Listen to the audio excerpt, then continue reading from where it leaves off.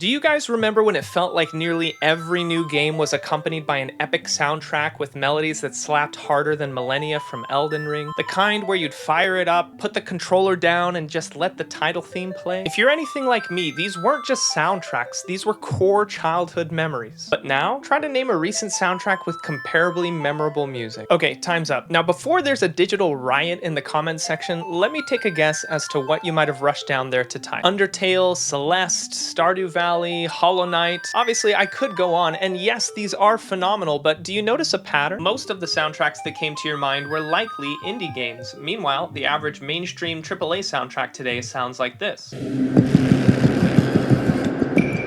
It's not bad music, it's just kind of forgettable. I can certainly think of some great AAA examples as well, but is it just me or do they seem few and far between these days? To be clear, I'm not saying that video game music has gotten worse, simply that mainstream video game music is significantly less memorable than it used to be. So what happened? Did composers suddenly forget how to write catchy melodies? Not exactly. Ironically, the reason modern game music changed is the same reason why these games take $500 million in a decade to build: technology and a shift in design priorities. Why was older game music so memorable in the first place? Well, to understand that, let's go back for a moment to the 8-bit era, specifically the Nintendo Entertainment System. This fine gentleman here is Koji Kondo. When he wrote the main theme for The Legend of Zelda in late 1985, in a single day, mind you, he did so with the technological limitations of the NES. The NES had 5 sound channels, 2 pulse waves for melody, a triangle wave for bass, a noise channel for percussion, and a tiny sample channel, which wasn't often used for music due to memory constraints. In practice, most composers treated it like 3 voices and a drum track, relying on the simple sound waves that became synonymous with video game music during what we now refer to as the chiptune era. Imagine telling a film composer like Hans Zimmer, "Okay Hans, we need you to compose the soundtrack for Inception, but you only get 3 beeps. Lock in, buddy." There isn't enough memory on a NES cartridge to hold a single probably would have thrown his synthesizer into the ocean. But this hardware limitation forced composers to focus on writing music your brain could not ignore. Specifically, it forced them to focus on melody. In terms of optimizing for memorability, this was actually a blessing, not a curse. You see, our brains are pattern recognition machines. We remember music better when it contains simple, repeated, melodic structures. Think of the nursery rhymes you grew up with that you'll take with you to your grave. Similar to those nursery rhymes, the melodic loops of the 8-bit video game era were hyper-optimized for memorability. Their musical structure, combined with the repetitious, unrelenting loops during gameplay, burned those melodies into your memory like we used to burn our favorite songs onto a CD. Of course, not all old games had good music. There is clearly some survivorship bias at play here, as there are at least as many bad game soundtracks as there are bad games. Don't worry, I won't torture you for too long, just long enough to make the point. So if technological limitations forced creative melodies, say for our friend the Tasmanian Devil here, what happened when the limitations disappeared? Technology began to improve rapidly, and composers weren't limited to 3 beeps anymore. By the mid to late 90s, those hardware limitations mostly disappeared, with CD-based consoles like the PlayStation allowing games to stream full recorded audio. Suddenly, they had everything, but ironically, that freedom created a new problem. Modern game composers now have access to 100-piece orchestras, live choirs, and enough RAM to simulate the sounds of the entire universe. Sorry, one second. Hello? Are you serious? Alright, I'll tell him.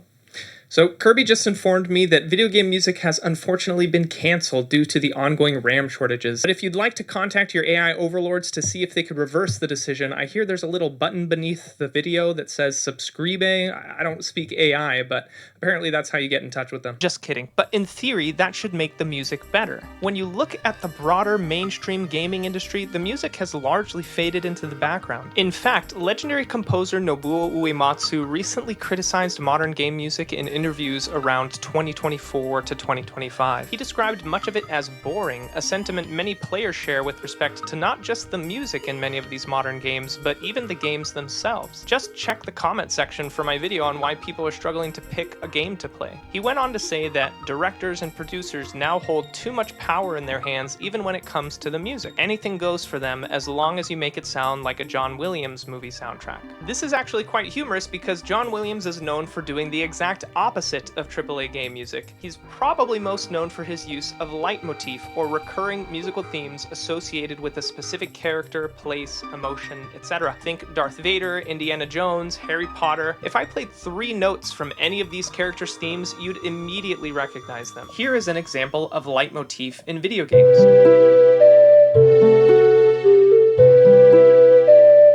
A more recent example would be the extensive usage of leitmotif in the Undertale soundtrack, which I'll talk about more in a bit. The point Nobuo Uematsu was trying to make is that the people calling the shots know nothing about video game music. I think it's safe to say many of them don't know a damn thing about video games at all. Modern soundtracks prioritize blending into the background, supporting dynamic gameplay. Now, when I say blending into the background, I'm not trying to make the case that it's necessarily a bad thing. A strong argument for this approach is that it more effectively enhances what is being communicated emotionally on screen, or even that it's the vehicle for that emotional communication in the first place. It also comes with what I'd consider to be an obvious catch. Music that tries not to stick out is harder to remember. This remembrance isn't limited to the music either. There is a wealth of scientific evidence to support the idea that a strong recurring melody acts as a neural binder, creating a stronger memory trace of your experience within the game. The more cinematic and atmospheric the music becomes, the less your brain notices it. A great and controversial example for me is comparing the soundtrack of Breath of the Wild with previous titles in the Legend of Zelda franchise. In Breath of the Wild, Nintendo intentionally used sparse piano and ambient textures to reinforce the feeling of isolation and exploration. When I played through it, I really enjoyed my time with the game, but aside from a handful of themes, I found the music pretty disappointing. I get that it's a consequence of an intentional design decision and fits the open world gameplay wonderfully, but historically, the memorable themes from the Legend of Zelda games were one of the best parts of the experience for me. I literally taught myself how to play the piano using the simple ocarina melodies from Ocarina of Time, an experience that changed my life.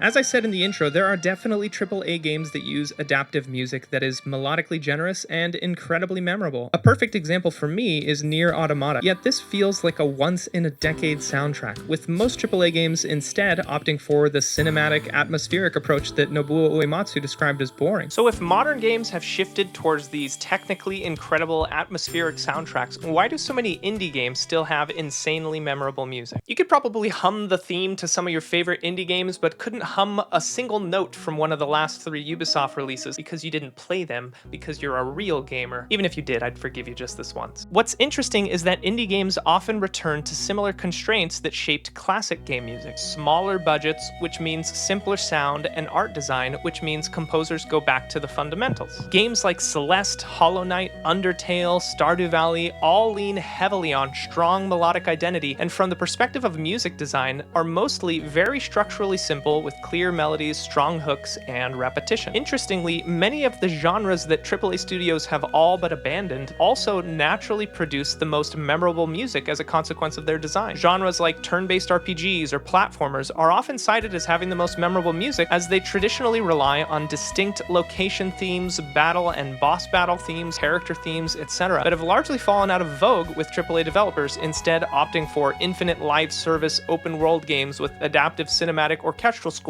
which can be great for immersion, but it's terrible for memory. A loopable melody creates a cognitive anchor. When a melody repeats, your brain starts associating it with a place, a character, or a feeling, and the more often you hear it, the stronger that association becomes. A great example of this is Undertale, composed by Toby Fox. Most of the tracks are short, loopable, and built around extremely clear melodies, but the genius is how these melodies are reused. Take the track Once Upon a Time. It's one of the very first pieces of music you hear in the game. At first, it sounds like a simple storybook theme, but later in the game, fragments of that same melody show up again and again in completely different contexts. By the time you reach the finale, that melody has quietly become the musical DNA of the entire game. Your brain recognizes it instantly, and importantly, this approach fits the design of the game perfectly. Undertale is a turn-based RPG inspired by classic games like Earthbound, Final Fantasy VI, so it uses the same musical structure those games use: distinct location themes, battle themes, character themes, and short loopable tracks that repeat during gameplay. That repetition isn't a limitation, it's a feature. After an hour or two of gameplay, those melodies melodies are permanently burned into your memory. Now compare that to a lot of modern AAA soundtracks. While the moment-to-moment music from a big cinematic game does an excellent job amplifying what's happening on screen, it's often designed to stay invisible. The music swells when the action rises, fades when exploration slows down, and dynamically shifts depending on what the player is doing.